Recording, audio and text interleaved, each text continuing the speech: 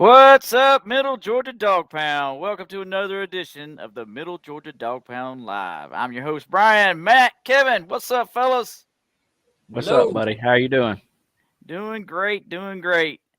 Looking forward to recapping that, sinking of the Commodores, and glad to have our friend coming on and our DGD, Mr. Bill Krug.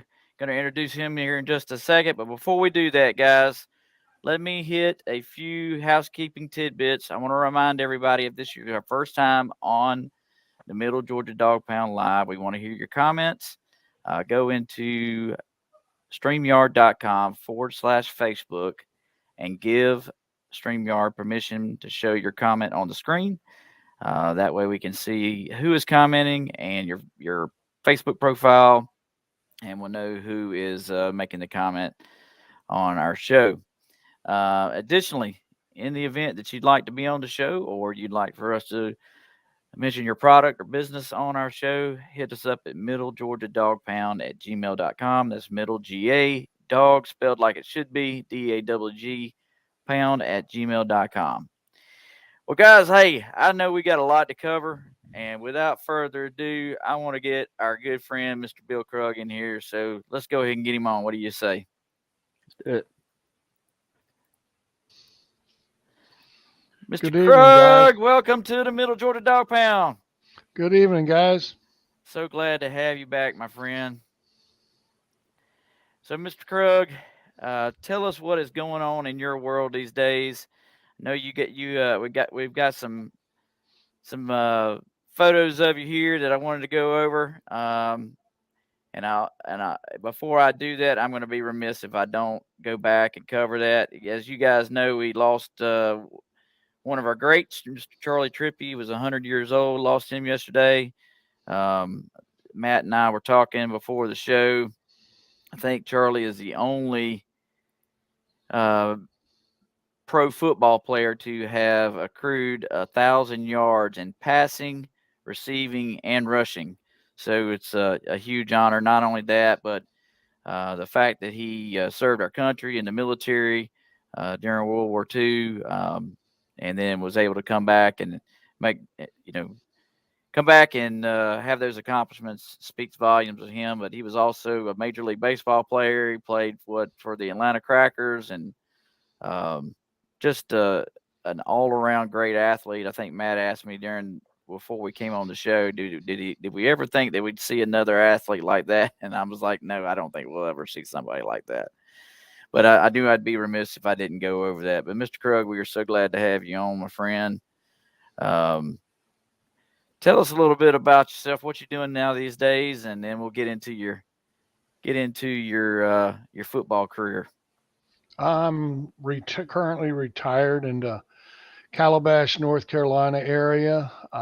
Enjoying my retired life. I'm doing a lot of work with the church that I'm a member of, the St. Brendan's Navigator in Charlotte, North Carolina. I'm a fourth degree Knight of Columbus.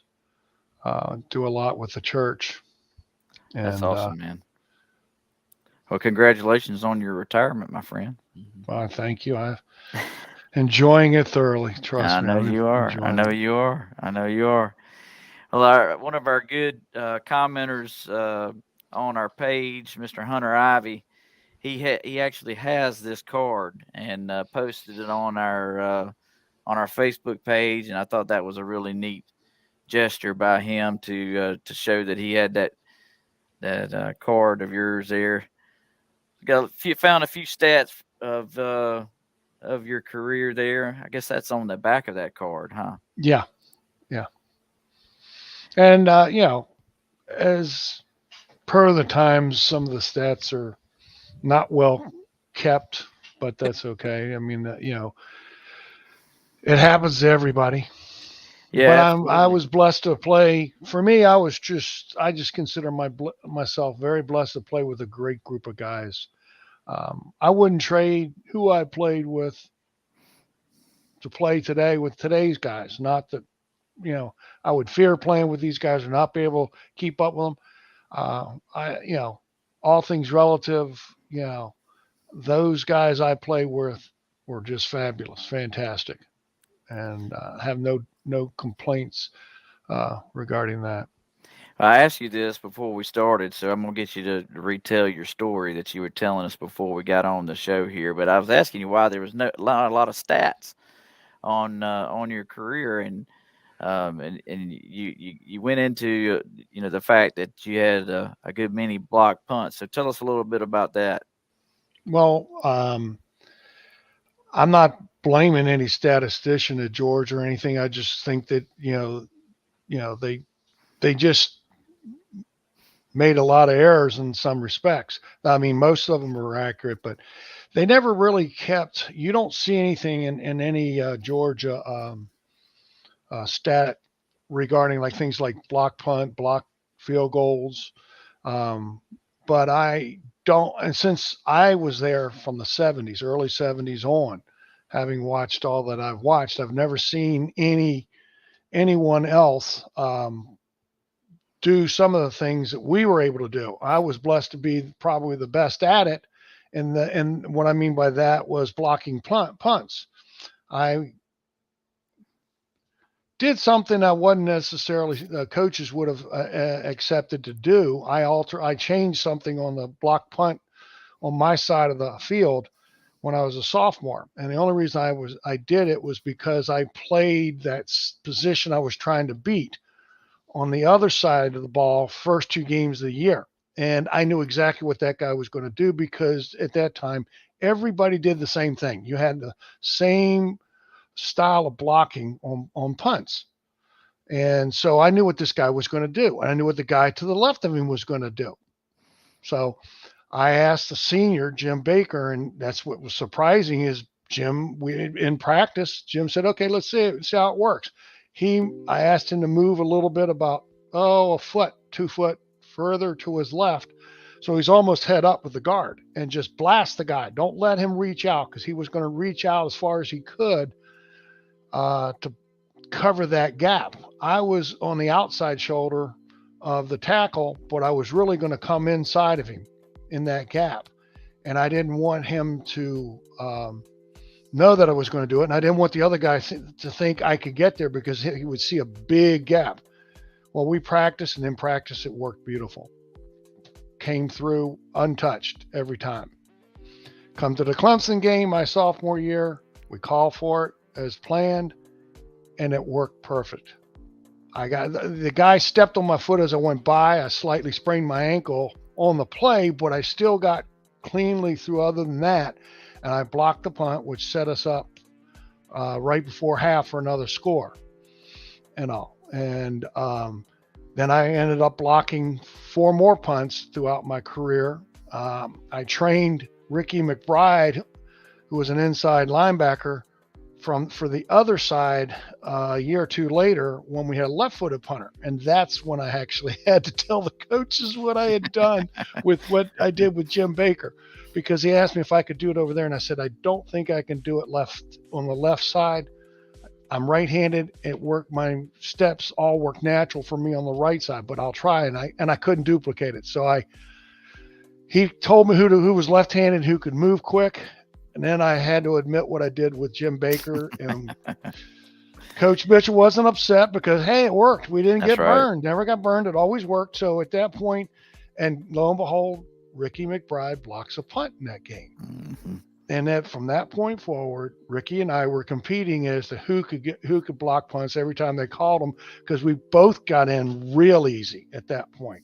We were getting 2 people in. And I still think I got somebody in on the other side, because usually – back in those days, when you come through the up back, they only had 1, not 3 like they do today. He was always in my case, he was always on the left side of the the field, which is their right, covering the right side of their, and that's where Ricky would come through. So somebody, if they got through, he would block him. He never crossed over the kicker's foot to get me. So I always had a clear shot. And I dove. Difference today and then, I dove across the foot. They stand up and reach out and try to run through it. And I don't agree with that. I don't agree with that at all. Yep. Absolutely. Because sometimes it works, and that guy that same guy could pick it up and run it for a touchdown. But there's so many times they missed the ball. And if they had dove, they would have had the block. And someone else would have had a chance to pick it up. Doesn't matter who picks it up and runs with it. You just need to have it blocked at all. And that's why I don't agree. You just need to train them and teach them how to do it, where to dive for it. Don't dive at the guy, but dive in front of his foot. But that was something Coach Mitchell taught us. The proper angle to take. And I've watched them in practice. I've been to a number of practices, and they teach them, but they teach them a different way of doing it, which is standing up, running through. I just don't agree with it. That's all. Yep. You think that's because they're worried about roughing the kicker penalties or something like that? Yeah, but Brian, if you block teach it right, no, don't even have to block it. If you teach it right, if you miss it, you're going to go in front of his foot. You're not going to be going over his foot, because if you are going over his foot, more than likely you're going to miss the ball because it's going to go under your arms. Gotcha. You're going slightly in front of his foot. He's kicking the ball into your arms. So if you do miss the ball, you miss the kicker too at the same time. So there's no roughing the kicker. I got you. But, so you have to teach it right. But it's everybody's different how they want to do them. They just change. I don't know when they changed, but it's been a while now since they've done it that way. That's harder to do. I'll admit the dive, if you're coming straight up the gut, because at that point, yes, you're gonna cream them. You gotta get off to the side or something. I always had an angle that I never had that. I never came straight up. Gotcha. But I got a good laugh for you. My fifth and final block punt was against Georgia Tech my senior year. Had to be the all-time worst punt. I got through. The guy clipped me enough to slow me up, and I never even got my hands up. He kicked the ball and hit me in the face mask. Had to be the lowest punt, worst punt. So I get credit for a block punt because he hit me in the face mask with it. That's awesome. That's good stuff. I was looking at this 1976 SEC champion team here. Is this the last time that Georgia's ever beat Alabama 21-0? Yes. I think so. I think that's. I don't know of any other team that's ever beaten them and skunked them. But that was, since the 70s, absolutely. That's awesome. That is awesome. Yeah. And we did it at home too. That's great. Let's see. I had another photo I wanted to show here. I just got a few that Mr. Akaki had sent over here. He's got some different photos he had sent to me. But I had one of you with President Reagan, and I was trying to find it. I guess I'll run across it here in a minute, but you're the only one in the photo in like a white tux. What is that about? Oh, gosh. Oh, no. There it is. That's my high school, the Washington Touchdown Club. I was the prep player of the year in the Washington, D.C. area. And there was a Virginia State player, a Maryland State player, a D.C. public school, and then the prep player was all the private schools that are in all three sections, Virginia, D.C., and Maryland. So I was the prep player of the year that year. That was a black tie event. Well, I thought that was too old-fashioned. My father made a mistake. He went to the thing with me. He went and got his tux measured, black tie and everything, black tux, but he didn't go with me. So I said, I'm not going to be some old stodgy little guy, some guy at this thing. I'm going to have something cool looking. So I went ahead and got me this. It's a white lavender jacket. And I was just so thankful I wasn't the only. There was one other guy. He wore true white tux. He was a former DC all Met player that had gone on. I think he played at Ohio State, and he came into some kind of a college player, and they gave him an award. But in that particular photo, you have some who's of politics. and Mhm. football. There's Joe Capoletti, the Heisman Trophy winners in the back. Joe Paterno's there. Ronald Reagan, Gerald Ford. There's a judge. I'm drawing a blank on his name, but very famous judge. Most people, older people, will definitely remember. O.J. Simpson was supposed to be there. That was the year he did. I believe that was his year of 2,000 yards. But he sent Raleigh McKenzie, his offensive guard, to pick up his award. Gotcha. But That's a cool photo right there, man. DC one has got some serious politicians, and also a lot of the best athletes they come to DC. They pay for it all. It's a really nice, really well done. That's what that trophy is behind me. Oh, that's awesome. That's called the Timmy Award, and this is this one right here. Yep. That's that award. That is cool stuff. Cool stuff. So I saw in one of the stat lines that you had a punt return. What was that about? Well, in high school, I was a punt return. Okay. I did all our punt returns, and we had a fabulous punt return team in high school. I returned them as a freshman. I returned punts for Georgia on the JV team. I got you. But I didn't return any in the varsity. They wouldn't let me for some reason. I don't know how this got in there. Then I was looking at it. Here it is. It don't says either. one return in 1977 for 29 yards. Must have been a muff punt or something. Either that, or maybe I did. They did let me do it once, and I just truthfully don't remember. I'm not going to lie to you there. I just it's only been just a few years, right? Hey, I've got a few videos I want to play you, and you walk us through what happened in these videos. What do you say? It'll be fourth down and about 1.5 feet. The Gators are on the 29.5. Gators are fourth down, and they only need a foot or so. They are not acting like they're going to kick. They're going to just bang in there and get a foot or so. That's all they got to go is 1.5 feet. Georgia fourth down and 18 inches. That's how much confidence they have in that running game. Fisher going to pitch it outside, and he got knocked down on the 28. Florida gambled. Henderson came roaring up to get him on the 28 or the 29. The Dogs have got the ball.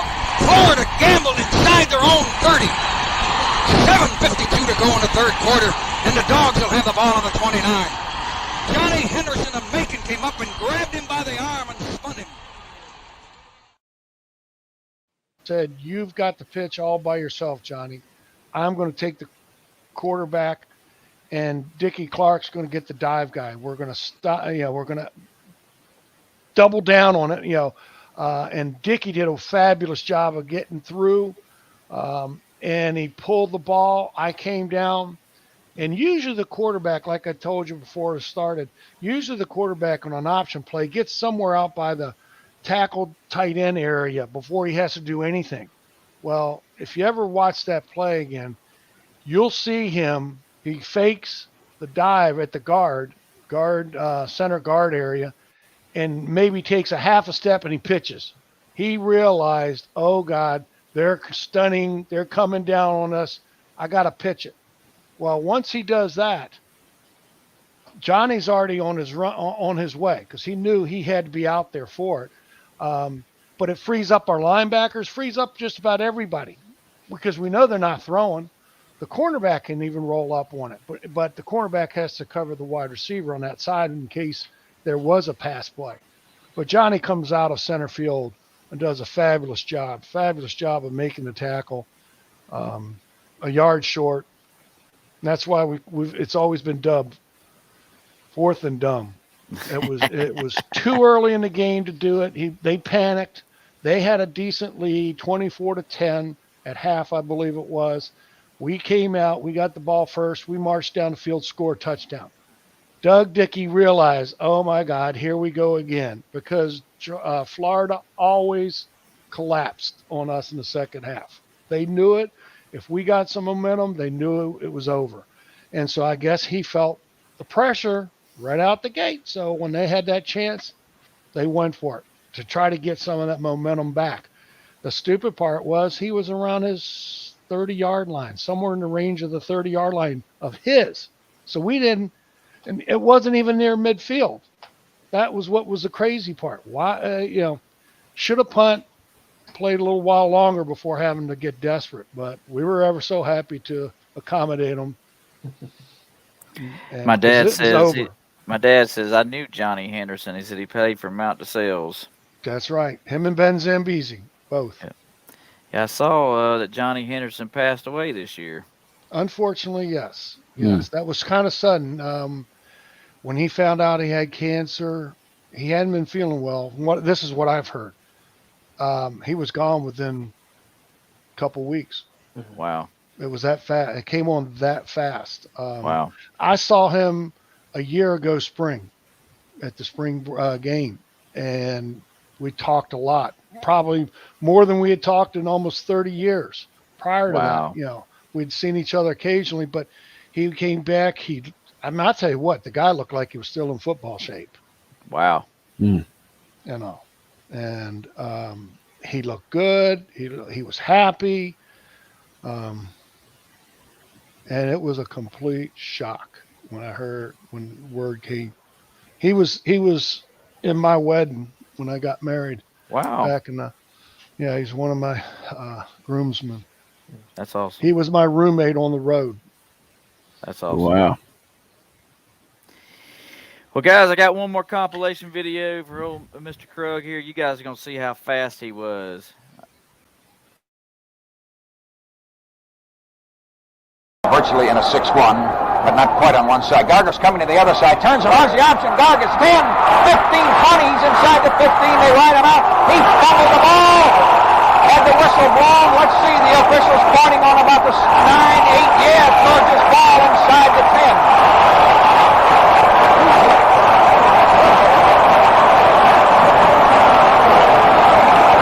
Miller, the man that hit him. Gargis got loose on an option and went 32 yards. The fumble may have been spinning the last yard or two as he got hit. The ball was spinning. Georgia diving on it. Auburn thought maybe the whistle had blown, but the ball was completely free. Georgia has recovered a highly crucial fumble, inches shy of their own 8-yard line with 2:25 in the third quarter. Timeout in the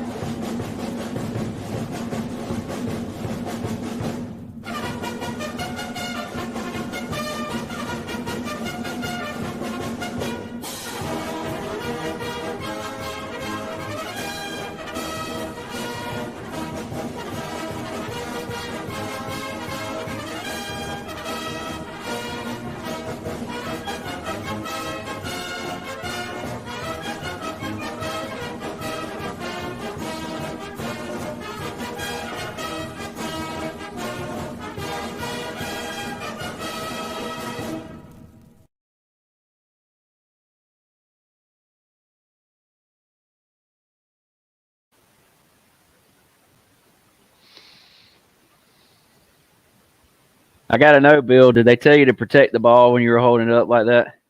No. Only reason I put the ball up, we actually were not supposed to do that. Only reason I did that is I wanted the officials to know that I had the ball. I didn't do it to show off. Today, the guys that show off, it was only to let them know I had the ball. Don't blow the play dead. Well, guess what? They blew the play dead. No. Yeah. That was the only reason I did it. But, a lot of people know me for that one play, besides a few other things I did while I was there. But that was one that, if you were at the Alabama game, everybody remembers that. They forget that it was called back, though. Yeah, it looks like you scored. I did, but it wasn't meant to be. It should have been 28-0 at that point, if that was the case. But now it was over at halftime. It was over at halftime when Matt scored that touchdown right before half. If you ever watch that clip of him scoring, You're going to see he lines up behind the guard. And Al Pollard has to jump up there and scoot him over one real quick, right before half.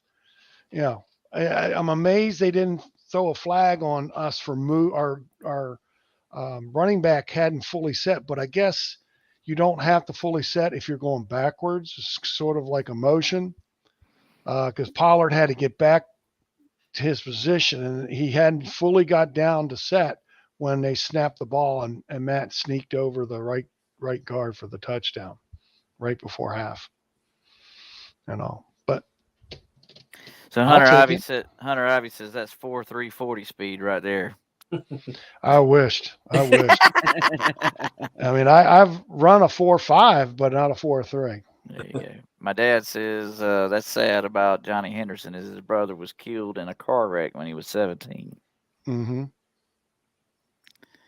Good stuff. Good stuff. Well, guys, I'd be remiss if I didn't ask Mr. Krug to give us his assessment of the Dogs this season so far, since we're at the halfway point. Let me know what you think. What's your assessment on offense and defense, and what do we need to do to improve? I'll go defense first. Defense, right. I think, because we're playing a lot of young guys. I'm starting to see the gel that Kirby wants. I mean, and I'm amazed. Kirby, we all know Kirby can get hot-headed. We see it on the sidelines. Mm-hmm. Something happens, he goes off a little bit. But that's the heat of the moment. And the guys love him for it anyway. But you see it in the locker room after when he does his game assessment. He's got more patience with this group than he did last year's. And he should, because last year's were all vets. Just about everyone was a veteran coming back. You had a few people like Brock Bowers, and you had Lad McConkey, A.D. Mitchell, some of the receivers that were still young and new. But for the most part, especially on the defensive side of the ball, they were all back that were veterans. Well, this year, there's a lot of, even though we've got guys coming back like Logan and Stackhouse, they haven't played nearly as much as they could have been playing. They've played in the past, but they're having to step up, and they are. You can see the transition game after game after game. Where I've seen the biggest transition, I think, is in the linebackers. Oh my goodness gracious! First few games, they were lining up all wrong. There was misalignments, and you could see it, and they were getting away with it. Mm-hmm. And all. But in the last two games especially, you see less and less confusion there. You don't see one guy having to scream at the other guy to move, get in place or anything like that. So and in our secondary, I think our secondary is pretty daggone strong. Kelly Ringo is not having as good a year, in my opinion, as he should. I got my cat getting in my face here. Excuse That's okay. me. No problem. He's still playing solid football, but I expect a little more of Kelly. Who I'm pleasantly surprised is Lassiter. I think Lassiter's done a fabulous job. Mm-hmm. So is Stark, another one. Young guy that's playing exceptionally well.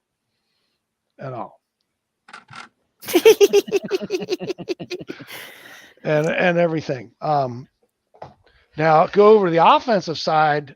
Not enough consistency there. Yeah. Early in the season, they're off great. Then all of a sudden, the offense kind of disappears for 2 to 3 games, and in the Auburn game in the second half, it started to come back. In the sense of, we actually started running the ball real well. Mm-hmm. And when you run well, you throw well. And Vandy is just a good tune-up game, unfortunately for them. They don't have the talent, and Kirby said that up front. They don't have the talent to stand up to us. and everything. And we did an excellent job of putting our heads down and going to work, not looking forward. And that's why you see the 55-0 final score. That's right. That's And the right. best part about it is quite a few guys did get to play. Oh yeah. You know, this new offensive line rotation they've got where they bring in Mims and Willick.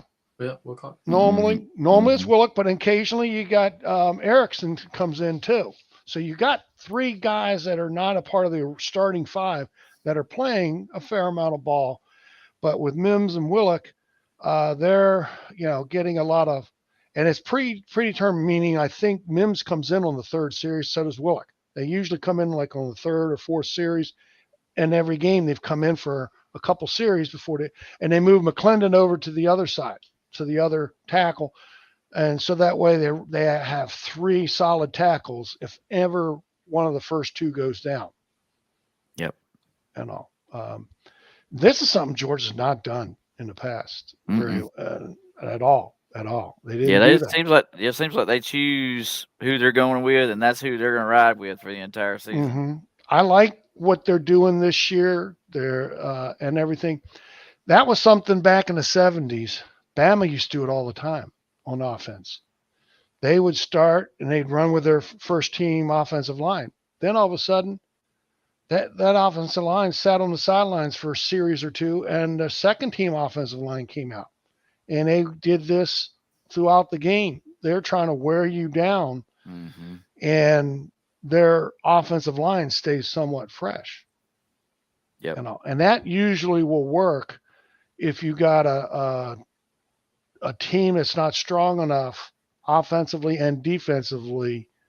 And what I mean by that is, like when we played in the 76 season and we beat them 21-0, we had an extremely strong defense, but we had as equally strong offensive line and offense to move the ball and keep us off the field, give us some rest. So, whereas if we had to be out like my senior year, we probably played 65 to 70% of the snaps.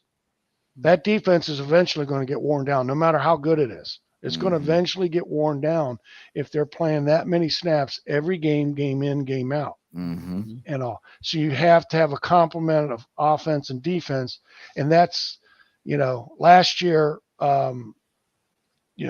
Kirby knew he had the defense, so that's why he was so conservative on his offense. He just didn't want them to throw any interceptions for touchdowns or throw turnovers and give the other team a chance to get back in the game, because he knew his defense could keep them out of it if need be. This year, it's not that we're too young. So our offense has got to carry the load a lot greater than it did last year. It had almost the same guys, a few new players here and there sprinkled in, but overall, this is the same offense we had last year. And we could have been doing this offensively last year when with our breakouts and all, but Kirby didn't, with the kind of defense we had, didn't want to do it. And I understand his thinking. I don't necessarily agree with it 100%, but I understand his thinking. Now, think about Carson Beck in this Vandy game. What did he do? He let Carson throw the football. I know you never saw that last year. Last year, he just handed the ball off. Almost never threw the ball. And there's the guy that I've seen a huge change from last year to this year. You look at him last year and you get to where he does throw the ball in a game, he's hesitant. He doesn't have as much confidence in his reads. This year, totally different guy. If Bennett goes down, I have the utmost confidence in Beck. Yeah, I do too. I see a completely different quarterback, a much more improved quarterback this year. I don't know. Last year, I was just crossing my fingers. I'm just thankful we had JT Daniels still there to go to if need be. But now I think Beck is fine, because you've seen it whenever he's gone in. Unfortunately, I don't know how many more snaps he's going to get in these coming games, because this is going to be the biggest the toughest part of the season ahead, and we're not going to be blowing people out 55-0. But I'll take 54-0. I know, ain't that the truth? Amen. Well, guys, you guys have any questions for Bill before we move forward and recap the game real quick? Good. Yeah, I got one for the defense. I've kind of dubbed them, gave them the name, resilient. The resilient defense. You think that's fitting for these young guys? Because to me, these guys seem to never give up, no matter. In the Missouri game, they were down, and it seemed like they were down and out, but they never gave up in that game, and they kept pushing and keeping Missouri held tight as best they could. So I've kind of dubbed in the resilient defense. Do you agree with that? Resilience is a good word. The Erk's expression was bend but don't break. Mm-hmm. Yeah, and that's what right. Kirby's basically has done throughout all his years there. Bend but don't break. You make them make a 14-play drive. Think about the championship game in Alabama. What did they do? How many touchdowns did they score in the first 3 quarters? 1. Mm-hmm. They kicked a lot of field goals. Mm-hmm. We were bending but not breaking. Because the longer you make them drive play-wise, the greater chance you could make something happen, like what happened in the Vandy game on that one drive with a guy. They were moving down the field. They got within inside the 30-yard line, and the guy fumbles on a pass or run, and we recovered it. Ended a long drive. That was probably one of their best drives of the day. Yep, absolutely. And this team is resilient in that it doesn't want to give up anything, whether it's the first team or the second team or whatever. Now, they get upset if the first team is kept it scoreless and the second team gives up anything. Those guys get upset with them, and and as they should, But as a former defensive player, sure, I like shutouts. We don't want any other team to score no matter what. That's right. And somebody said it. I don't remember who it was. I'd like to give them the credit, but I can't think of who it was. When you're in the game, you're a starter. That's Nolan Smith.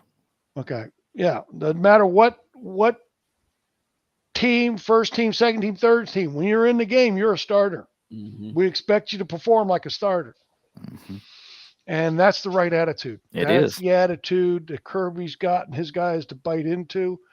And, when they buy into that, it makes doing it much easier. Mm-hmm. Well, Bill, thank you so much for coming on. You can hang on. We'll get into the highlights and the game predictions for this week, and love to hear what you have to say. But I'm gonna try to push us on forward here because we're running long, and we'll go ahead and run these highlights. What do you guys say? All right. Crowd is standing. We are ready to rumble here in Athens. Bennett with 2 receivers to each side. In the shotgun with Bennett, all kinds of time. Perfect pass over the middle, caught by Rosemy Jackson at the Vanderbilt 42. Bennett pulls it down. Quarterback draw up the middle, weaving his way down the hash.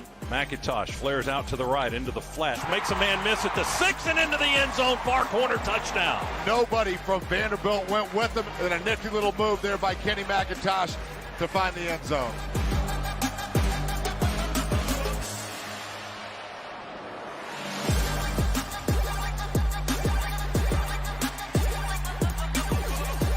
Throw it, caught over the middle.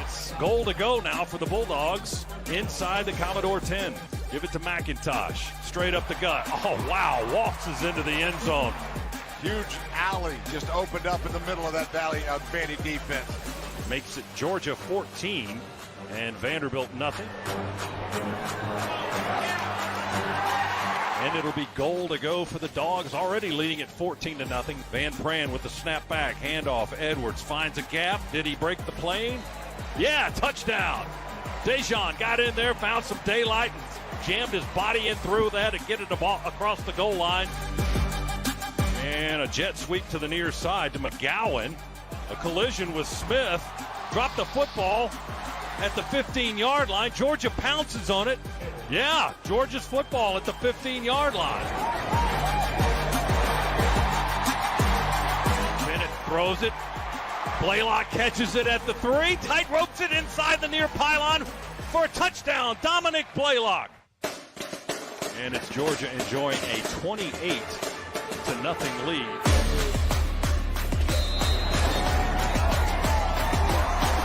And Pod's kick is good from the far hash to the right as Pod converts for the second time in the game. As Beck look downfield, looking, stands in the pocket, fires, got a man. Bell open at the 7 and into the end zone. Touchdown. He split the hash marks untouched. Beautiful pass from Beck, and Bell saw nothing but end zone after he caught it for the final 7 yards. Beck in the shotgun, Robinson off to his left. Going for Gilbert in the end zone. Touchdown, a yard deep. And now he's being smothered up by his teammates in the back of the end zone.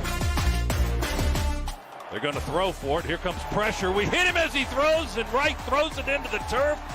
Nyland Green with a corner blitz. Got a piece of Wright as he was trying to launch the football, and it goes over on downs. Handed to Cash Jones. He's got the first down and more. 30, 25, 20. He's going to the end zone. Cash Jones, money, touchdown.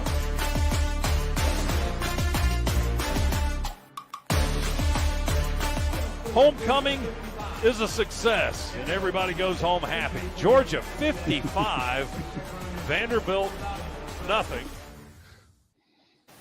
What a big win for the Dogs. A lot of positive things that we could take away from that game. I think for me, starting off, the one-handed catch from Darnell Washington, just pulling down a dub right out of the air, one hand. And then Dominic Blaylock getting his first touchdown in 2 years. Just a huge accomplishment for that kid. And it's three years, you think?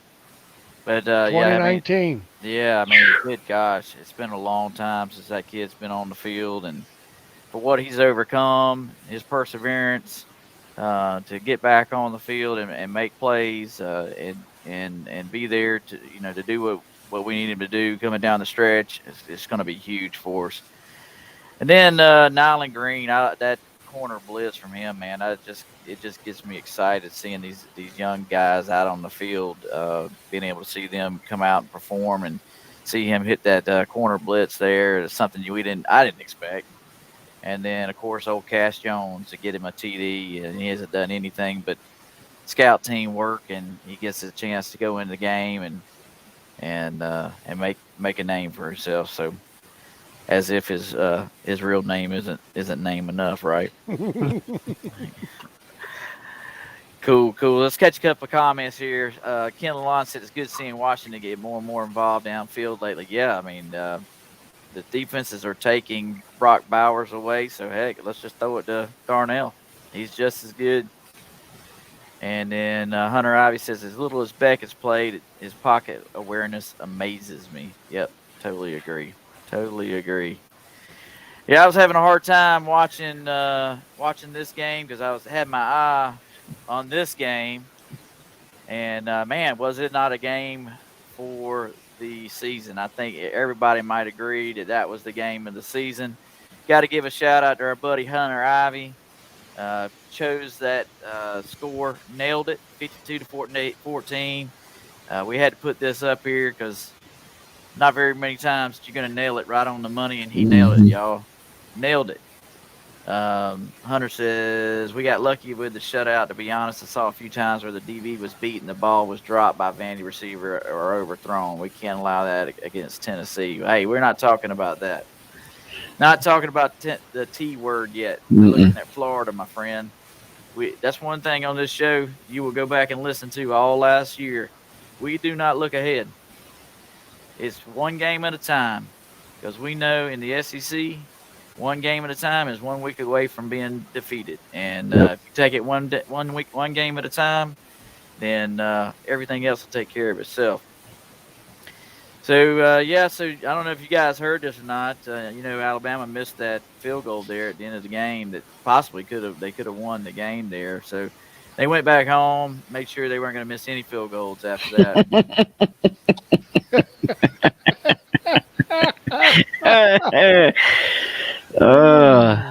Good stuff. like Good that. stuff. Well, That's let's get sweet. into these games, guys. Let's get into them. Week 8 matchups. Our first game is Syracuse against Clemson, the two undefeated ACC teams. Most likely can, help decide who's going to be that ACC champion. Kevin, I'm going to throw it at you, buddy. What you think about this game? Who you got?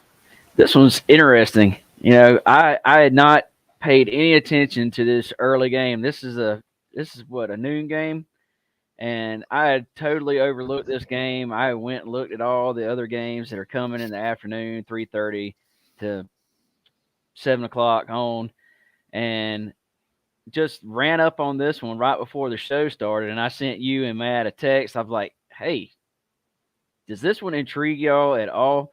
Mm-hmm. And this one is big because Clemson is 5, Alabama is 6, and Syracuse is hungry. Yep. They are hungry. And I think this is going to be the one to watch this week right here, just like that Tennessee and Alabama game was last week. This is going to be the one to watch. This one's going to be the nail biter. It's going to come down to the wire of who's going to win this one. Honestly, I think Syracuse is wanting it more. And I'm going to pick Syracuse on this one. Well, Syracuse is always Clemson's kryptonite. Yes, it is. Every year. Every year. Every year. I like it. I like it. So you taking Syracuse by how much? I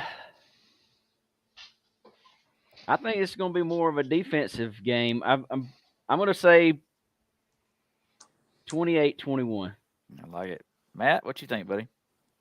So, for those who don't know, I am married, like Bill said earlier in the show, married to a beautiful, great woman who is from Syracuse, New York. And her team is the Fighting Orange there with Syracuse. Love my wife with my heart, but sorry, and I disagree with Kevin. There is no way that Clemson's going to let these Orangemen, this basketball school team, beat them on Saturday. Sorry, I just don't believe it. Syracuse hasn't really played anybody. I know it's ACC, so nobody plays anybody. But I'm going to go the completely opposite seesaw side. I'm going to think Clemson's going to beat them by 2 touchdowns. I don't think it's really going to be that close. Gotcha. But you said there was no way Alabama was going to lose to Tennessee last week. And I've been on it my entire life. I believe all said that would not happen, right? Yeah, but I'm just going to bring it back up and put it on you because you just said that there's no way Syracuse is going to beat No Clemson. way Syracuse. And they have done that on multiple occasions. Like Brian said, Syracuse is Clemson's kryptonite. Kryptonite. They are. Yeah. Bill, what you think? What you think about this one, Bill? Well, I don't like the 13-point spread at all. Yeah, me neither. Having played in Death Valley before, I know how that place can get crazy. But I'm not a big fan of Clemson's offense. Personally, I think it sucks. Now, their defense, different story. I would, in a heartbeat, I'd take Syracuse if it wasn't for Clemson's defense. I think it's going to be a 4-point game. But as the 4 points it's going to go to, I'm kind of caught between a rock and a hard place. It's going to be a tight game in the end. I'm going to say Syracuse 24-20. Yeah, that's kind of what I was going to go. I wouldn't even go as much as 21-17. Yeah, I honestly don't think Clemson's going to score a lot. Yeah, I don't either. Because I'm not a DJ fan at all. You put a lot of pressure on him, he caves. Yeah, he caves. sure does. His whole season last year, because of what Georgia did to him.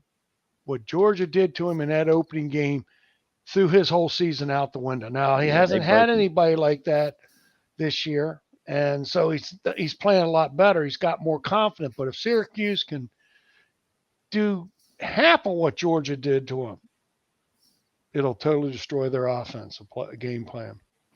Yeah, I'm not sure if this means very much, but I'm going to say it anyway. So it was number 18 Syracuse knocked off number 15 NC State last week, 24-9. Syracuse had another good win against Purdue. They beat them 32-29, and then Louisville 31-7. So those are some decent wins. And like Dad says, who has Clemson played? And that is for dang sure. They really haven't played anybody that's given them any sort of trouble. But NC State didn't have their starting quarterback. Well, thank you for throwing that out there, Matt. Uh, All right. Well, let's irrelevant. That's right. Let's jump to the one that everybody really wants to talk about is Mississippi State, Alabama. What you got on this one, Bill? What you think, buddy? Alabama's going to be ticked. Yeah, that's what I think. They're going to be ticked. But Alabama should have 3 losses and not 1. I agree with that. Here we go again. I don't think Bama will cover the spread, as ticked as they might be, because Mississippi State's got a decent team.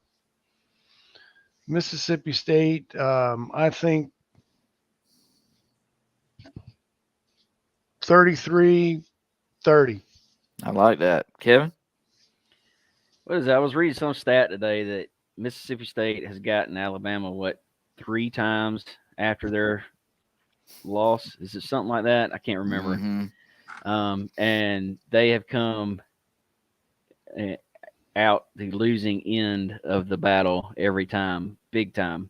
That's Mississippi State after Alabama has taken a loss. So I am going to go with that stat, and I'm going to take Alabama. Alabama huge in this one because they are pissed off and they got to make a statement to get in the playoffs and in the end of the season. And take them huge. It probably would be, I'm thinking like somewhere around 45-17. Gotcha. I like it. Matt? I'm kind of right there where Kevin's at with this one. I just don't. Mississippi State's is a Jekyll and Hyde team. I mean, one day they look like world beaters. The next day they look like, like the old Mississippi State of the past. And so I just don't know what we're going to get. I think you're going to have Alabama team who's just going to be angry and mad. And they're going to just come out there. They're at home. They're going to be, going all cylinders. And if they can keep it under 15 penalties, they may win the game. Who knows? So let's just. I'm with Kevin. I think that Mississippi State is going to get caught in a bad spot here. I just don't think they're disciplined enough to really win the game. But at the same time, with my heart, I think Mississippi State could really expose that secondary of Alabama's, and they could put some points up on them. So it could be closer than you think it's going to be. Yep. Yeah, you just never know who you're going to get. Mississippi's up one week, down the next, and State's just not consistent, and so that's their downfall this season. If they could play consistently from game to game to game, they would be more of a threat. But like you guys said, Alabama's going to be pissed off, so I see them covering that spread easily. I guess my only question to you guys is, does Jermaine Burton play? Nope. Shouldn't. I don't think he should. Nobody cares. Nobody cares. I like it. You know what's funny? I saw they had 2 different photos of that. And in the first one, it was the up close one. And you really don't see exactly what he does to the first woman. They said at all. But on the second one, it was a further away, and you clearly see her. She's talking on the phone, walks right up by him, and all of a sudden he just gives her a shove in the head. Yeah. And she turns around kind of shocked, like, what the heck why did you do that to me? Yeah. Yep. That guy, I want to know who the other number 3 on Alabama was. Because when you see the first clip, Burton's a light-skinned black. That second pick looked like a darker black guy. It might not have been him. It might have been the other number 3. Yeah. To be honest with you. I believe that everybody believes it was Jermaine Burton, simply because nobody's come out to refute it. And they're just handling it internal, and it's trying to be hush hush. And so That's why I really believe it is him. Hunter Ivy says Alabama is going to be mad, but Alabama has no defense. Mississippi State is a hack of a team. Mississippi State's offense gets rolling. Bama is in trouble. Mississippi State gives Bama a loss number 2. Mississippi State wins 42-38. I like that. All right. We're going to go with Hunter Ivy because he's been right for a lot. Yeah. A lot. I need Hunter. Send me some lottery numbers, my friend. For real. Lottery numbers. Reverse psychology works. You know who's going to be ticked off of Bama's players because he was a no-show last weekend. Mr. 31. Yep, absolutely. Yeah. He was a no-show last week. Yep, he didn't do anything at all.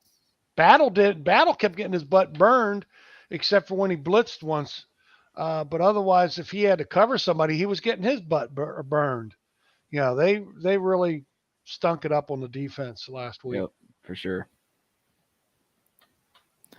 All right, UCLA versus Oregon. We're doing a little different this week, y'all. We're going from most significant games to the most insignificant games. So, UCLA versus Oregon. What do you have on this one, Matt?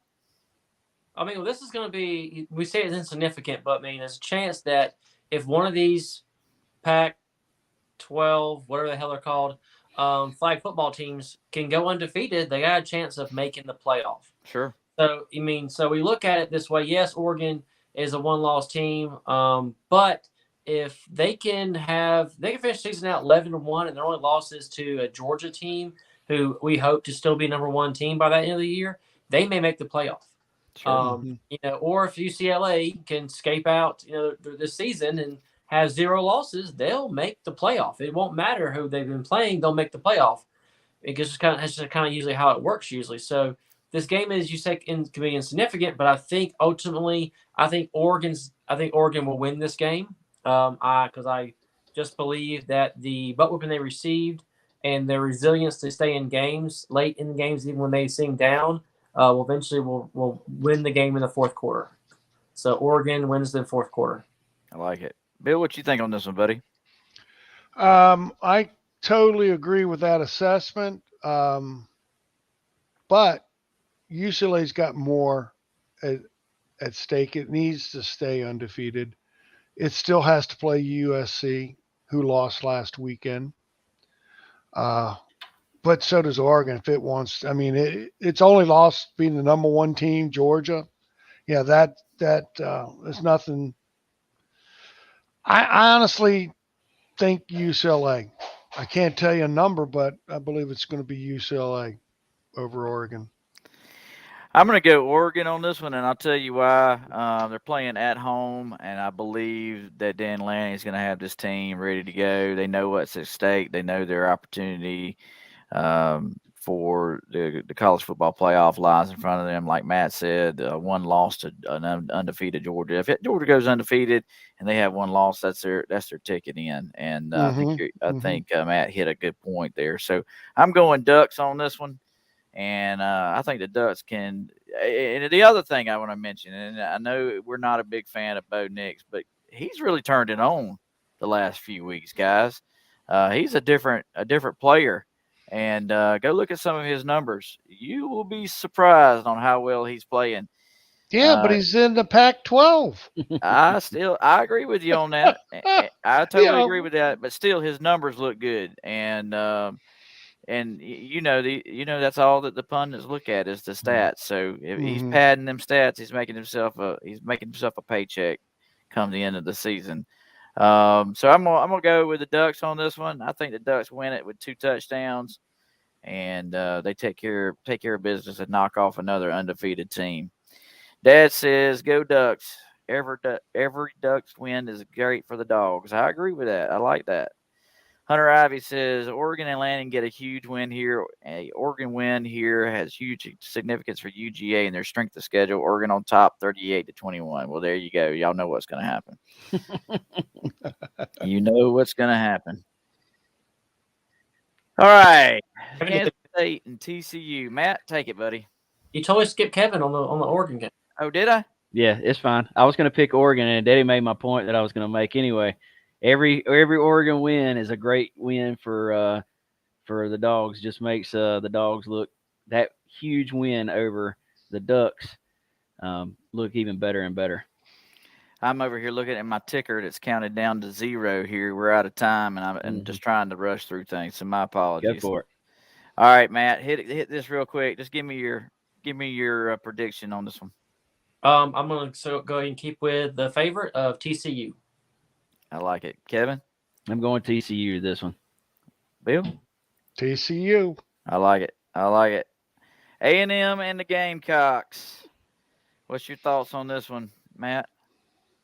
There will be a collective of 5 turnovers, and I think South Carolina will win the game. I agree with that. Kevin? I'm going to go with A&M on this one. What? Yep. Oh my gosh. All right, Bill, what you think? I'm with Kevin. A&M. What? I'm taking South Carolina. I'm probably Now I hope I eat my words on it. I would much rather see the Gamecocks win. I truly, truly would rather see the Gamecocks, but I just think they're another year away from being able to take that. Spencer Rattler has 3 turnovers. Yeah, that's the problem with the Gamecocks. That's the problem with the Gamecocks is Spencer Rattler. Totally agree. Hunter Ivy says Aggies win 21-13. There you go. Totally see it. All right. So as I was mentioning, Matt, we went from the most significant game to the most insignificant game. We've gone to the Losers Bowl. Who is going to be the worst loser in the SEC? Matt, what you think? I believe that Missouri will take this game. I think Missouri will win pretty substantially. I think they need this win, and so they've been on the brink of winning several games. I think they're going to win this game pretty substantially, like 10 plus points. Kevin? Miz wins huge. I give them 3 touchdowns. Oh, wow. Bill, what you think about this one, buddy? I'm going to go with the guys. Missouri should win, but I don't know if it'll be a blowout, but they'll win by 10. Gotcha. Yeah, I think Missouri's going to win it too. As much as I would like for Vanderbilt to pull one off, I don't think they're going to. They just do not have any talent whatsoever. So let's see. Hunter Ivy says the bottom of the East battle. Vandy pulls it out by a field goal. What? Wow.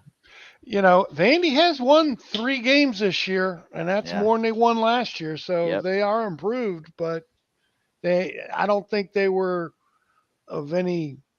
They have not proven themselves against a good team so far this year. Yep, I totally agree. Dad says Missouri wins 31-17.